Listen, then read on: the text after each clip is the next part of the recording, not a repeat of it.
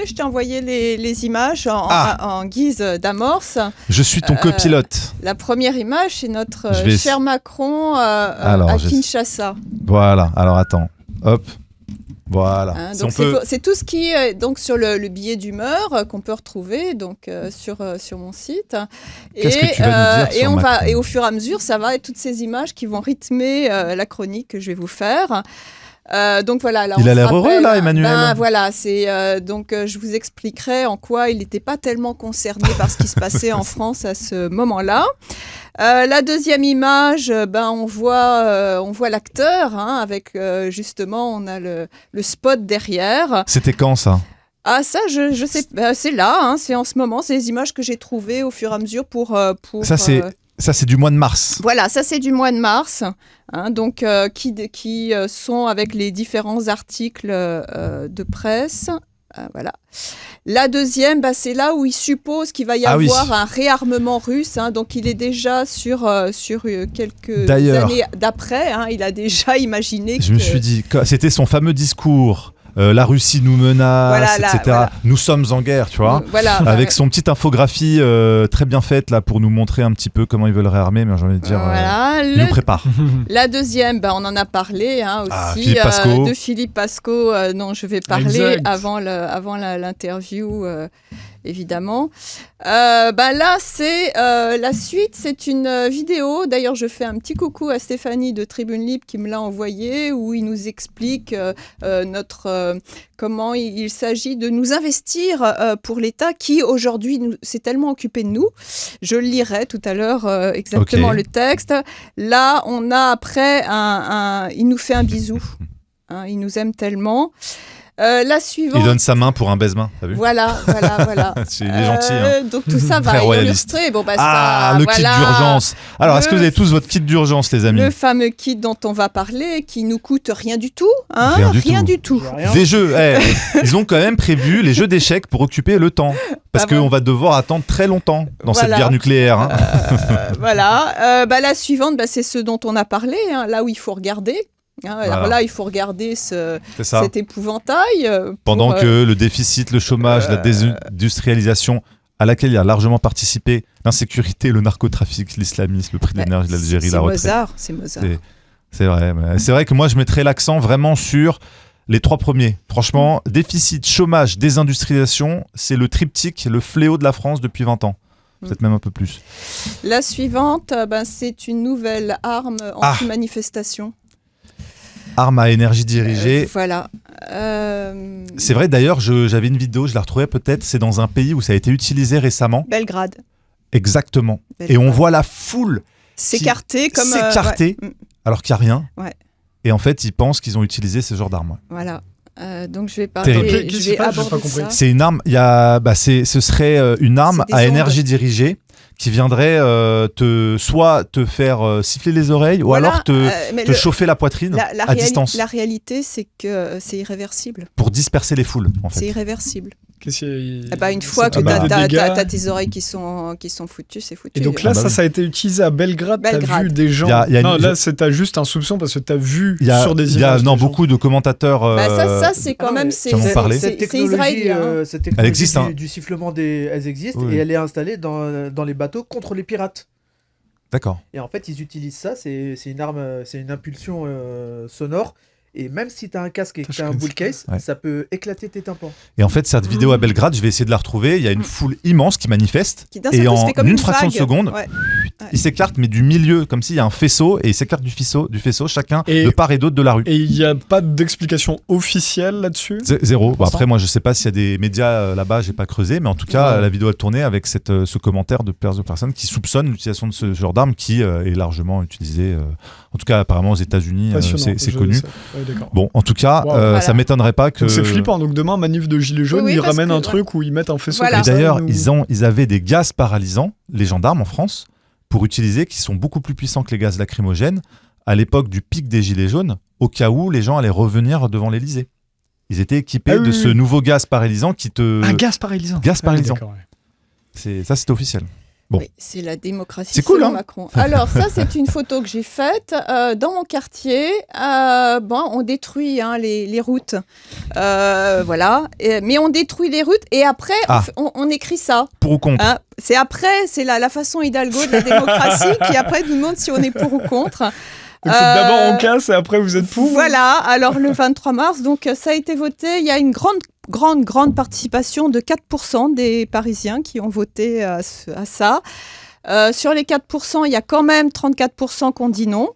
Malgré tout, il y aura encore plus de 500 routes qui vont être végétalisées, c'est-à-dire qui ne seront plus axées, et puis évidemment plus de 10 000 stationnements qui seront supprimés. Avec ces 4%, voilà. Et à la fin, donc ça sera mon petit coup nostalgie, voilà. Michel. Et donc, pour commencer, donc ça va être cette première image du billet d'humeur. Donc, on voit un Macron qui tente. Je ne sais pas ce que vous pensez, vous, cette image. Il essaye de nous hypnotiser. Il essaye. C'est le serpent dans le livre de la jungle. Non, c'est un Jedi. C'est un Jedi, ouais. C'est pas Dark Vador qui essaie de t'étrangler comme ça à distance? On ne sait pas, hein, c'est très intriguant. Alors on s'aperçoit aussi que, je ne sais pas ce que vous en pensez, mais il est devenu pas beau. 7 ans on va pas rentrer sur le physique. 7 ans de pouvoir, ça use. C'est là-dessus qu'ils l'ont fait élire. Hein. Il paraît qu'il dort, oui c'est vrai. C'est pas faux. Il paraît qu'il dort 4 heures par nuit. Ah bah oui. Donc je sais pas avec quel produit il tient quand même. Je vois même pas pourquoi en plus il y a tout ce narratif où on dit qu'il est déprimé maintenant, vu comment il savait très bien dans quoi il s'engageait. Il sait très bien qu'il n'a pas des politiques populaires. Donc, il s'engageait ou il a été engagé? Ouais, il a plutôt été à mon avis engagé et il va sauter. Ça va être le fusible qui va sauter. Alors, donc, je vais la commencer, cette chronique. Enfin, le printemps, ces arbres en fleurs, ces jonquilles. Alors, aujourd'hui, il fait très beau, d'ailleurs. Hein. C'est vrai. Le pépiment des moineaux, le chant des tourterelles, pouvoir réouvrir ses fenêtres quand les températures s'adoucissent, quand renaît en soi cet enthousiasme d'un renouveau, que germent de nouveaux projets, cette énergie que l'on sent monter en soi jusqu'à ce rappel qu'il bloque tout élan. Hein, ces mois de mars qui, désormais, se conjugue avec le mot guerre. Des mois de mars qui se suivent et malheureusement, contrairement à l'adage, qui se ressemblent. Alors, mars 2020, c'est le « Nous sommes en guerre » de Macron qui menait à cet enfermement des Français. Mars 2021, j'écrivais un an de maltraitance gouvernementale, de nos institutions, de notre constitution, de nos libertés fondamentales, de notre santé, de notre économie, de nos enfants, de nos aînés, où nous étions d'ailleurs sous état d'urgence sanitaire jusqu'à nouvel ordre. Hein, quelle belle époque. Qui me faisait écrire en réaction cet aphorisme « Le besoin de puissance qui passe par la domination sur autrui est d'autant plus pressant chez les impuissants. » C'est quand même les impuissants qui cherchent la puissance. Mars 2022, nous apprenions que Macron était candidat à sa succession présidentielle. Un répit qui aussi pouvait s'enchaîner avec son départ de la présidence voulue par les Français quand un deuxième mandat lui a été donné, révélant en mars 2023 son absence d'égard pour les Français en pleine contestation contre la réforme des retraites, trop occupé, quand on a vu l'image à Kinshasa, à nous montrer son grand intérêt pour une fête alcoolisée là-bas, notamment, prémisse à d'autres démonstrations d'amitié virile. Puis, il y a un an, en mars 2024, cette déclaration d'un soutien sans limite à l'Ukraine, un Macron qui déclarait tout seul la guerre, à m'interroger de quel pouvoir peut avoir Macron? Peut-il, à lui tout seul, déclencher la Troisième Guerre mondiale ? Rétorquant dans ce billet d'humeur avec le livre « La guerre de Troie n'aura pas lieu » de Jean Giraudoux, pièce montée à l'origine par Jean Vilar, donc ce créateur notamment d'Avignon, dont les propos nous offrent cette réponse fondamentale à ne pas oublier. L'oubli, c'est important, c'est vrai. Ça sert aux escrocs.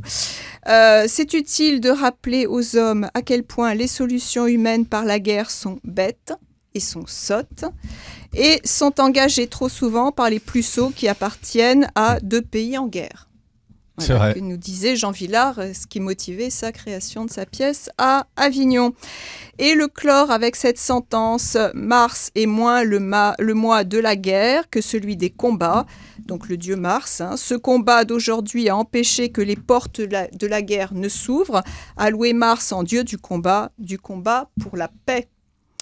Mais ce climat oppressif ne remonte-t-il que depuis 2020, comme semble indiquer ces 5 ans après, on nous a fait tout un récapitulatif, 5 ans après, que ça soit aussi sur les médias mainstream, avec 2 versions diamétralement opposées, celle qui valide les mesures dites sanitaires avec pourtant ces flots d'injonctions contradictoires, et celle qui, avec ce récapitulatif de mesures liberticides, voire criminelles, réclame réparation et justice, ce qu'on vient de voir avec Éric Loridan. Rappelons ici cette phrase de Macron en mars 2018, donc 2018, bien avant ces 5 ans, même pas un an après son élection, s'adressant aux agriculteurs. Je ne sais pas si vous vous souvenez ce qu'il nous disait. « Je ne suis pas là pour plaire, mais pour faire ». Le ton était donné bien avant. Je m'en souvenais plus non plus. C'est en lisant, je me disais mais on oublie, vrai, on oublie. À en conclure comme cette chanson de Yves Montand que depuis qu'Emmanuel Macron a pris la tête du pays, c'est le printemps qu'on enterre. Au lieu de chanter, il y a de la joie. Avec Charles Trenet narrant son rêve face à un ciel gris, c'est ça cette chanson où il y a de la joie puis il s'aperçoit que c'est pas la réalité. Quant aussi nous à nous étonner aujourd'hui que notre ciel a pris de plus en plus souvent une couleur crème plutôt que bleu. C'est étonnant. Ainsi à se relire et à le partager, ce que permet l'écrit, d'ainsi retrouver la mémoire, avoir ce fil conducteur, comprendre la logique des événements, mais aussi à faire remonter les mauvais souvenirs, même à réactiver les traumatismes, ces douleurs qu'on croyait cicatrisées. Mais alors, pourquoi se souvenir ? La mémoire serait-elle à effacer pour pouvoir avancer ? Tel ce traitement, le protocole 6C, développé en 2017 au sein de l'armée israélienne, afin de déchoquer, entre guillemets, les personnes risquant de souffrir de stress post-traumatique. Alors, afin d'oublier, pour encaisser encore plus, peut-on rester acteur de sa vie si l'on oublie ? Difficile. C'est pour ça qu'on fait des émissions, c'est pour ça qu'on écrit. Quand de la même façon peut-on vivre quand on est hanté par des expériences traumatisantes, quand notre confiance a été trahie, quand la peur est activée en permanence, qu'elle soit celle d'un virus, d'une attaque terroriste, de tout perdre et n'avoir plus rien, même pour survivre, de la destruction de la planète et maintenant d'une 3e guerre mondiale. Alors, ces printemps que l'on ne peut vivre de cette confiscation aux Français de ce mois de mars 2020, si ensoleillé, qu'est-ce qu'il faisait beau en mars 2020, je ne sais pas si vous vous souvenez, je crois que c'est un des plus beaux mois de mars. Je m'en souviens. Et maintenant, à craindre l'avenir quand il serait question d'une menace russe, telle que la présente Macron lors de son allocution du 5 mars, duquel se dégage un sentiment étrangement familier. Cette impression de copier-coller avec cette même solennité jouée à nous présenter cet ennemi à combattre, qu'il soit hier un virus et aujourd'hui la Russie, à l'inverse des enfants et des écrivains qui ont des amis imaginaires pour créer leurs univers. Les Russes seraient-ils devenus les ennemis imaginaires de Macron ? Et là, c'est pour détruire. D'aucuns avancent que cette allocution qui focalise sur la guerre serait en réaction aux émissions de Candace Owens, affirmant notamment que Brigitte Macron serait un homme. Autre diversion, quand il serait aussi question que Macron veut s'acheter une voiture. Il veut s'acheter une voiture. Il veut la voiture de James Bond. Et voilà, après s'être pris pour MacGyver, il voudrait la même Aston Martin que James Bond. Alors, est-ce que c'est un canular ? C'est Blast qui a révélé l'info. Voilà. En tout cas, les mensonges de Macron, tel l'arroseur arrosé, se retourneraient contre lui. Et se pose la question, et si c'était vrai, en fait Et cette dernière livraison en date par Paris Match, avec la fille de Brigitte Macron, Tiffaine Ozière, filant le parfait amour avec Cyril Hanouna. Alors vous savez, Cyril Hanouna, Cyril Hanouna, c'est cet animateur qui a été obligé de quitter C8 quand même, supprimé, pour reprendre immédiatement ses quartiers sur M6. Bon. Alors, cette fermeture de C8 aurait-elle un peu délié la langue de Vincent Bolloré, qui, dans le JDD, qualifie les propos de Macron de surenchère de la peur, si même lui le dit. Mais alors, pourquoi tenir à ce point-là à cette guerre ? C'est la question qu'on se pose. À se demander ce qui se passerait pour Macron si la guerre ne se déclenchait pas, vu son assistance. C'est vrai. Il y a quand même... que pourrait-il craindre ? Rappelons que pour l'instant, même si la levée du secret défense sur la gestion dite sanitaire durant le Covid révélait des manquements, il ne pourrait pas être accusé de crime pour haute trahison, délit qui a été supprimé dans la Constitution en 2007 par Sarkozy. Une sage précaution par anticipation ? Ça les aidera bien, cette histoire. À moins que ce soit seulement une question d'argent. Qui ferait traduire sa demande de la force d'âme des Français par celle de leurs épargnes. C'est la nouvelle force d'armes. C'est vrai. D'âme, pardon. D'armes, du coup. Pour l'arme, pour les armes. Voilà, l'âme, l'arme. N'est-il pas question de la conversion de la France à des finances de guerre ? Quand depuis le 20 mars 2025, il est fait des propositions afin de mobiliser l'épargne privée des Français. On ne sait pas encore à quel ça va être mangé, cette histoire. D'encore prendre l'argent des Français qui, par miracle, on ne sait pas comment ils ont fait, je ne sais pas si vous êtes concernés, ont quand même réussi à épargner un peu. On ne sait pas comment ils ont fait. Tout ce qui n'a pu être pris par les taxes et les impôts qui ne cessent de s'intensifier. Qui peut encore croire que ces prélèvements sont à cause des bénéficiaires d'allocations d'aide, accusés d'être des assistés ? Que ce serait le prix de la solidarité ? Les Français informés savent qu'il n'en est rien.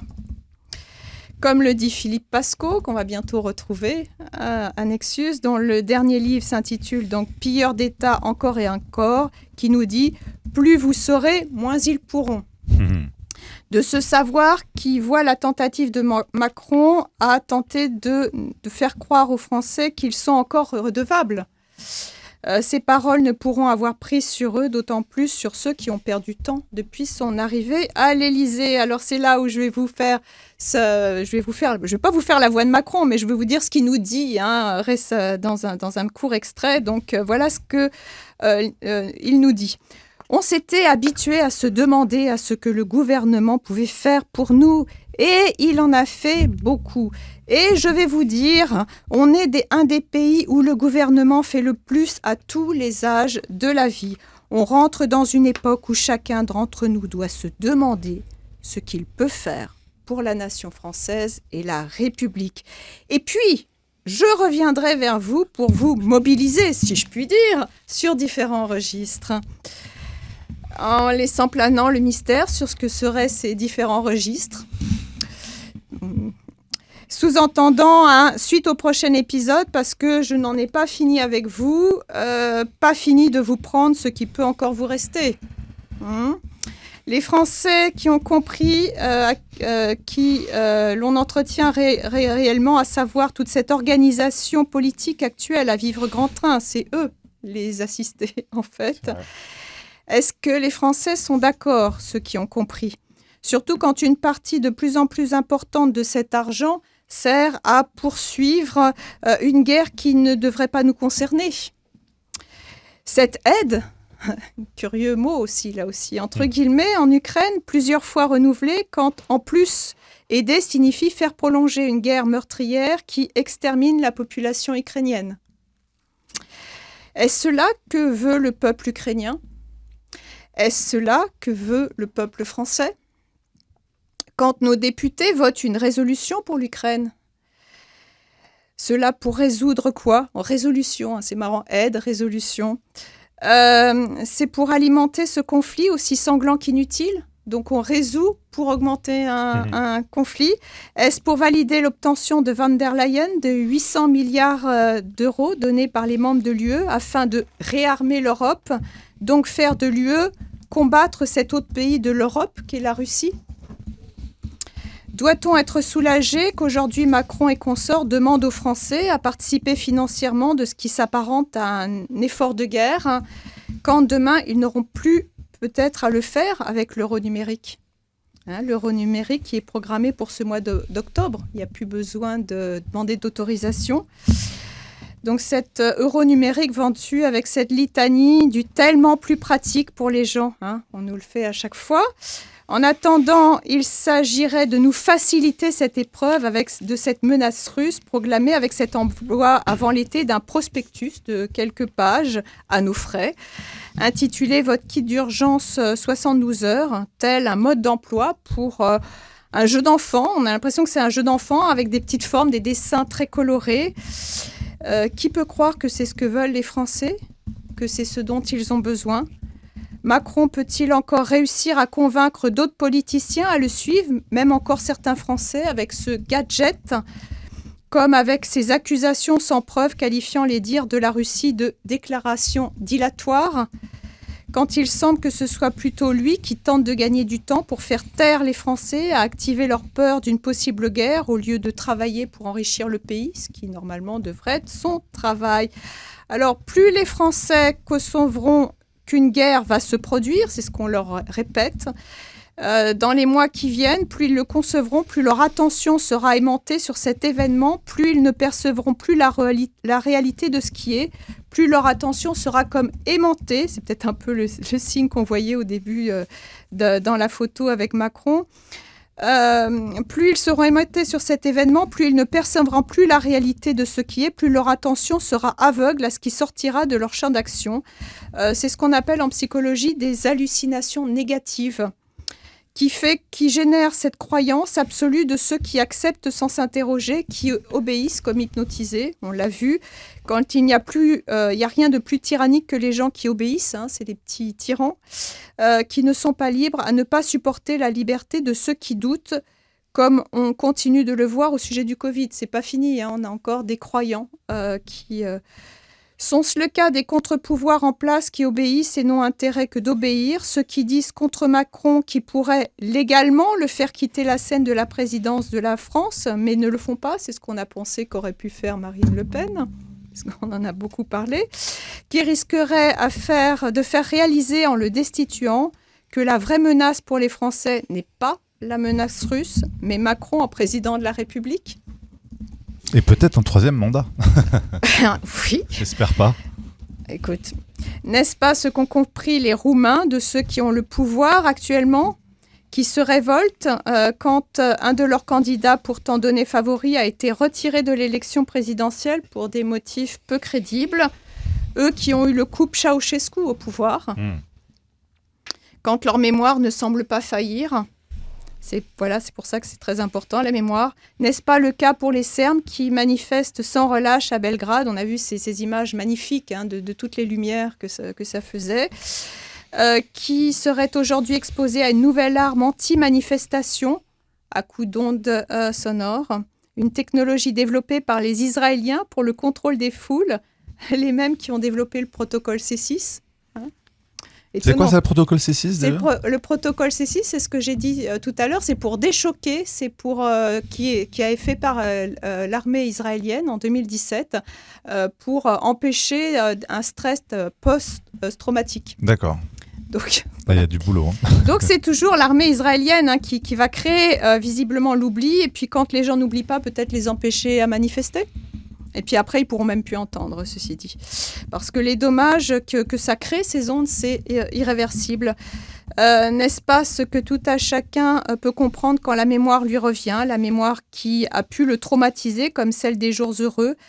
Et la meilleure façon de gérer les traumas, ce n'est pas d'oublier, mais d'au contraire s'en souvenir, comme de se rappeler des bons souvenirs. Ainsi se libérer de la mémoire sans oublier pour s'autoriser à avancer. Et cette phrase, pour agir demain dès aujourd'hui, c'est ce que nous faisons. Notamment un Nexus, c'est réussir à voir se déployer ce printemps 2025, même quand Macron nous dit mener 2 combats, parce qu'il y en a 2 en fait. Il veut mener le combat de la guerre et le terrorisme. déclarant en notre nom à ne plus vouloir subir, de choisir le destin qui est le nôtre, nous dit-il, notre droit à la vie tranquille. Mais quand les combats de Macron ont-ils apporté ces finalités dont on aimerait bien, qu'ils sont parfaitement légitimes? Tous les Français ne sont pas amnésiques et parfois même s'informent. J'en veux pour preuve que la menace climatique a perdu de son attrait pour valider les taxes. J'estime que c'est une bonne nouvelle. Quand il y aurait même un grand renoncement de l'écologie, enfin de l'écologisme, la fausse écologie, en France et dans le monde, ce qui ne décourage pas Anne Hidalgo a continué à Paris sous couvert de son sens très personnel de la démocratie, quand après avoir démoli de nombreuses routes accessibles, comme on a vu dans la photo dans mon quartier, démolir des routes accessibles aux automobilistes en plus des places de stationnement, a demandé après coup aux Parisiens de voter pour ou contre végétaliser ou rendre piétonnes 500 nouvelles rues réparties dans tous les quartiers. Bientôt, nous demandera-t-elle si nous sommes pour ou contre les ZFE. Il y a encore beaucoup à ne pas oublier quand nous ne sommes pas encore débarrassés de cette mesure de changement d'heure tous les 6 mois au prétexte d'économie d'énergie que j'ai qualifiée de mesure glue, qui nous colle en continu depuis 1976, qui pourtant a failli enfin sauter en 2021, mais ajourné pour cause de Covid. Serait-il plus facile pour les pays de l'UE de s'entendre pour prendre l'argent des populations, même pour se mettre en guerre contre un ennemi déclaré, que trouver une harmonisation des horloges pour sortir d'une mesure sans fondement? Alors gardons en mémoire ce cycle naturel des saisons, après l'hiver, même l'hiver démocratique. Certains arrivent cette nouvelle saison qui nous permet d'enfin nous accorder avec le printemps. Je rappelle cette chanson de Michel Fugain qui nous chante, je vais faire le refrain. Il y a le printemps qui te réveille, t'as le bonjour du printemps. Il y a le printemps qui te réveille, t'as le bonjour du printemps. Puisque nous sommes le printemps, c'est quand même la bonne nouvelle malgré Macron. Et je vous remercie. Merci beaucoup Laurence pour cette chronique et ce petit coup de paysage sur ce mois de mars et ces informations à travers ton regard. Et je rappelle qu'on peut retrouver tes chroniques et tes actualités sur mon site. Est-ce que tu peux le redire? Écoute, laurence-vacky.wordpress.com. Laurence Vacky, W-A-K-I, .wordpress.com. Écoute, je te remercie vraiment. On a reçu entre-temps notre invité, Jean-Robert Lombard,